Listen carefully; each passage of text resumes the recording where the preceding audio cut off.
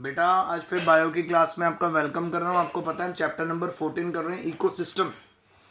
ठीक है, सो इकोसिस्टम के very short answer type questions तो मैंने आपको करवा दिए। सो आज मैं आपको 2 मार्क्स वाले क्वेश्चंस करवा रहा हूँ, 2 to 3 मार्क्स वो भी हमने शुरू किया है। सो आज पहला क्वेश्चन है, ग्रेजिंग फूड चेन और डिट्रिटस फूड चेन में डिफरेंस। सो बेटा जो ग्रेजिंग फूड चेन है वो प्रोड्यूसर से स्टार्ट होती है, ठीक है, और वो उनका फर्स्ट ट्रॉफिक लेवल होता है। और जो डिट्रिटस फूड चेन है वो डीकम्पोजर से स्टार्ट होती है, यानी grazing food chain inorganic matter को ऑर्गेनिक मैटर में कन्वर्ट कर देती है। देखो कितना इंपॉर्टेंट क्वेश्चन है ये इनऑर्गेनिक मैटर को ऑर्गेनिक मैटर में कन्वर्ट करती है और detritus food chain organic matter को इनऑर्गेनिक मैटर में कन्वर्ट करता है, उल्टा। तो देखिए ये चेन स्टार्ट होती है प्रोड्यूसर से और फर्स्ट ट्रॉफिक लेवल इनमें होता है प्रोड्यूसर, यहाँ पे फर्स्ट ट्रॉफिक लेवल होता है डीकम्पोजर्स। सो डीकम्पोजर में सारे माइक्रो ऑर्गेनिजम्स आ गए, बैक्टीरिया आ गई, फंगस आ गई, ये सब डीकम्पोजर्स। फिर सेकंड है जी, ग्रेजिंग फूड चेन की जो एनर्जी होती है वो कहाँ से आती है? सन से आती है, सन से इनको एनर्जी मिलती है। दूसरी तरफ जो डिट्रिटस फूड चेन के लिए जो एनर्जी आती है वो ऑर्गेनिक रिमेन से आती है। जब कोई डेड बॉडी होती है, डेड बॉडी के अंदर जो आपका ऑर्गेनिक कंपोनेंट्स होते हैं, ऑर्गेनिक रिमेन्स होते हैं, वो डिट्रिटस फूड चेन बनाते हैं। फिर है बेटा थर्ड पॉइंट के फूड चेन एनर्जी ऐड करती है इकोसिस्टम के अंदर, और डिट्रिटस फूड चेन क्या करती है? एनर्जी निकालती है। It retrieve food energy from detritus and prevents it's wastage. ठीक है, सो यानी जो फूड एनर्जी इसके अंदर स्टोर हो गई थी हमारे एनिमल्स में, जो यूज़ हो रही थी, और जब एनिमल्स की डेथ हुई तो उसके अंदर से उस एनर्जी को दोबारा से वापस रिट्रीव करती है, रिसाइकल करती है detritus food chain. Detritus food chain में सिर्फ और सिर्फ हर्बीवोर्स होते हैं, वो प्लांट एनिमल्स होते हैं जो सिर्फ वेजिटेबल्स खाते हैं, मतलब प्लांट्स खाते हैं। जबकि डिट्रिटस फूड चेन में हर्बीवोर भी होते हैं, ओमनीवोर भी होते हैं, कार्निवोर्स भी, सभी इसके अंदर आ जाते हैं। बेटा चाहे वो हर्बीवोर हो, चाहे ओमनीवोर हो, चाहे कार्निवोर हो, सबकी डेथ होगी ना। तो जब इन एनिमल्स की डेथ होती है, जब इनके ऊपर माइक्रो ऑर्गेनिजम्स काम करते हैं, वो डिट्रिटस फूड चेन बनाते हैं। फिर अगला क्वेश्चन आज का है बेटा, बायोम क्या चीज़ है, उसके क्लासिफिकेशन करिए, बायोम को क्लासीफाई कीजिए। बायोम एक तरह का मेजर टेरेस्ट्रियल कम्युनिटी होती है जिसको हम करेक्टराइज करते हैं बाय डिस्टिंक्ट क्लाइमेट, अलग अलग तरह के climate, and inhabited bye a particular species of plant and animal. ठीक है, सो बायोम क्या है? एक मेजर टेरेस्ट्रियल कम्युनिटी है जहाँ पर एक पर्टिकुलर क्लाइमेट होगा और वहाँ पे पर्टिकुलर स्पीशीज ऑफ प्लांट और एनिमल देखने को मिलेंगी। फॉर एग्जांपल आपसे मैं बात करता हूँ कि ट्रॉपिकल रेन फॉरेस्ट की, है ना।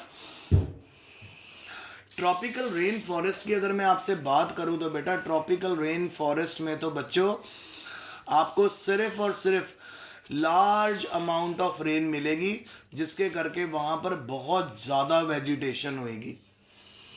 सो ट्रॉपिकल रेन फॉरेस्ट में किस तरह का क्लाइमेट रहता है? वहाँ पे ऐसा क्लाइमेट रहता है कि वहाँ पे कंटिन्यूसली बारिश होती रहती है। तो ऐसी जगहों पर प्लांट्स बहुत ज़्यादा मिलते हैं, बहुत अवेलेबिलिटी प्लांट की होती है। अच्छा, जो करेक्टरिस्टिक्स होते हैं किसी बायोम का, उनका डायरेक्ट रिजल्ट होता है, रिलेशन होता है वहाँ के टेम्परेचर और रेनफॉल से। और बायोम को क्लासीफाई कितने पार्ट में किया गया? देखो जी,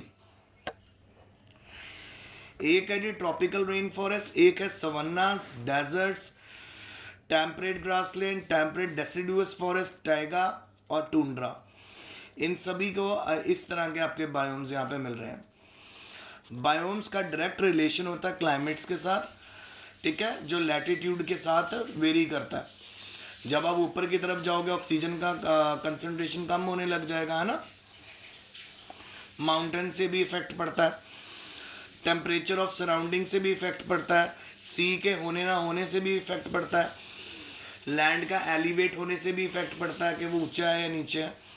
तो ये है जी पूरा बायोम। तो बायोम एक्चुअल में क्या है, कोई भी टेरेस्ट्रियल कम्युनिटी मेजर, ठीक है, जिसमें एक ही पर्टिकुलर तरह का क्लाइमेट रहता है और वहाँ पे पर्टिकुलर टाइप की स्पीशीज मिलेंगे आपको एनिमल्स और प्लांट्स की। जैसे माउंटेन में कोल्डर रीजन रहता है तो वहाँ पे जो आपको एनिमल्स मिलेंगे उनकी टांगें छोटी होंगी, चाहे याक ले लो, ठीक है, चाहे आप ले लो वहाँ पर अपना गोट ले लो, इन सब की टांगें छोटी होती है और इनकी पूरी बॉडी के ऊपर ढेर सारे बाल होते हैं। सो इनकी बॉडी के ऊपर बाल इसलिए होते हैं ताकि वो इंटरनल जो इनकी हीट है उसको बाहर ना जाने दें, ठीक है। फिर अगला क्वेश्चन है जी, नाइट्रोजन साइकिल को एक्सप्लेन कीजिए। तो बहुत आसान है बेटा। सबसे पहले आपके एटमॉस्फेयर में नाइट्रोजन अवेलेबल है, तो वो कितने परसेंट अवेलेबल है, 79% के करीब अवेलेबल है वो नाइट्रोजन, ठीक है। पर इस नाइट्रोजन जो एटमॉस्फेयर में अवेलेबल है वो गैशियस फॉर्म में है और वहाँ पे हर नाइट्रोजन के बीच में ट्रिपल बॉन्ड है। तो जब तक नाइट्रोजन का ट्रिपल बॉन्ड नहीं टूटेगा वो यूजेबल फॉर्म में नहीं कन्वर्ट होएगी। तो हमारे जो प्लांट्स होते हैं वो इस एटमॉस्फेरिक नाइट्रोजन को यूज़ नहीं कर सकते। तो प्लांट्स किस फॉर्म में नाइट्रोजन को लेते हैं, या तो वो नाइट्रेट की फॉर्म में लेते हैं या नाइट्राइट्स की फॉर्म में लेते हैं।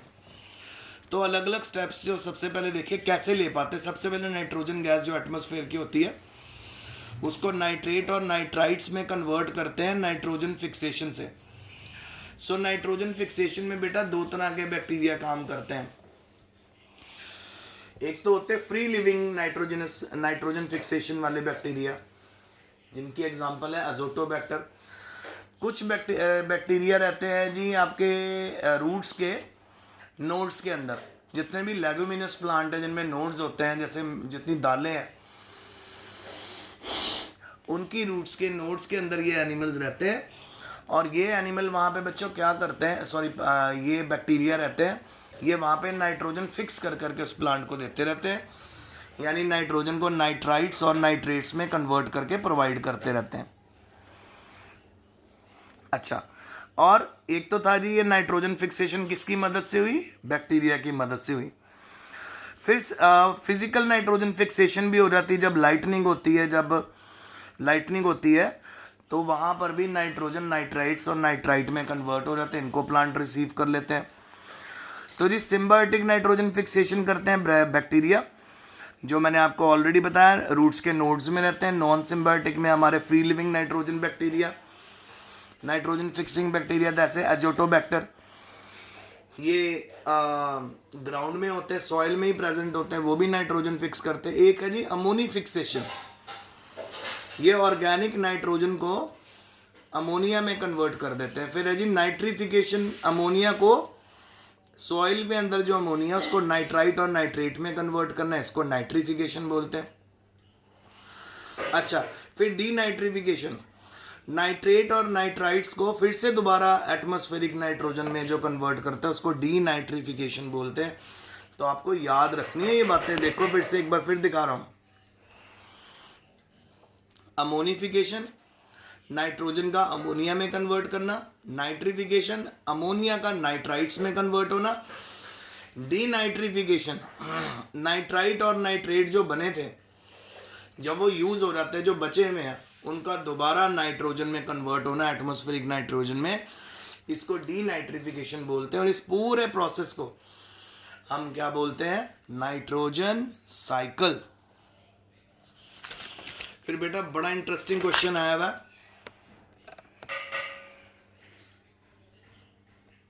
6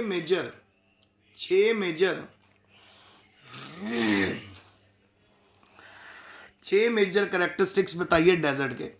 सबसे पहले ये 1/5 लैंड ऑक्यूपाई कर रहा है हमारी अर्थ का। यहाँ पे रेन नहीं होती, बहुत कम बारिश पड़ती है, ठीक है। और यहाँ पर दूसरी बात क्या है, क्लाउड्स नहीं होते।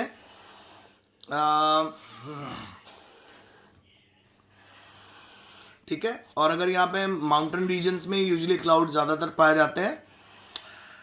और यहाँ पर जैसे फॉर एग्जांपल डेथ वैली है यूएसए में, सहारा और गोबी और एबियन और थार है एशिया में जो डेजर्ट है, यहाँ पे पानी बहुत कम होता है, वाटर की स्कार्सिटी होती है।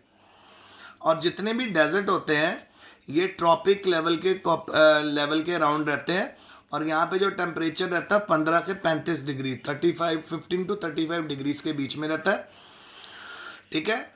और यहाँ पे जो डेजर्ट होता है, कोल्ड भी डेजर्ट होते हैं, जैसे तिब्बत और गोबी में आपको तो कोल्ड डेजर्ट मिलेंगे, हॉट मिलेंगे आपको थार और सहारा डेजर्ट, बहुत गर्म होते हैं। और डेजर्ट रेनफॉल जो होती है यहाँ पे 12 सेंटीमीटर ईयर, देखो कितनी कम होती है। और कभी कभी 6 सेंटीमीटर ईयर भी होता है अगर बहुत ही गर्म डेजर्ट है, वहाँ पे तो बारिश बिल्कुल भी नहीं पड़ती।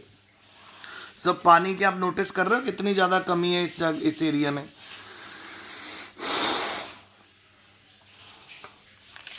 फिर बेटा फिर मेजर पॉइंट देखो कि जो ग्राउंड होता है वो सैंडी होता है और रॉकी होता है, सैंड भी होती है और वहाँ पे रॉक्स भी होते हैं।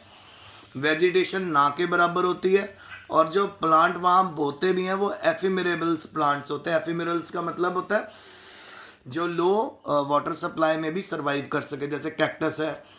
डीप रूटेड श्रब्स होते हैं जिनकी रूट्स बहुत ज़्यादा नीचे तक गई होती है ताकि पानी खींच सकें। छोटी छोटी ट्रीज प्रेजेंट होती है रेयरली। कॉमन जो ग्रास होती है वो चीज़ सेंचुरस, और श्रब्स आपका होता है एरुआ और इचोनोपस। फिर डेजर्ट के अंदर जो एनिमल देखने को मिलते हैं वो है जी kangaroo, desert rat, fox, hare, jackal, cat, rattle snake, coral snake, lizard, spider, locust, scorpion और कैमल। ये मेजर एनिमल्स हैं जो आपको डेजर्ट में देखने को मिलेंगे। तो क्या सीखा हमने? डेजर्ट में बहुत ड्राई कंडीशन होती है, कोल्ड डेजर्ट भी होते हैं, हॉट डेजर्ट भी होते हैं। बारिश ना के बराबर पड़ती है, बहुत कम पड़ती है, 12 सेंटीमीटर अ ईयर, कितना कम अमाउंट है। और अगर बहुत ज़्यादा गर्म डेजर्ट है तो वहाँ पे 6 सेंटीमीटर ईयर आपको बारिश देखने को मिलेगी। और जो ग्राउंड होता है सैंडी रॉकी होता है, lizard, spider, locust, scorpion, camel,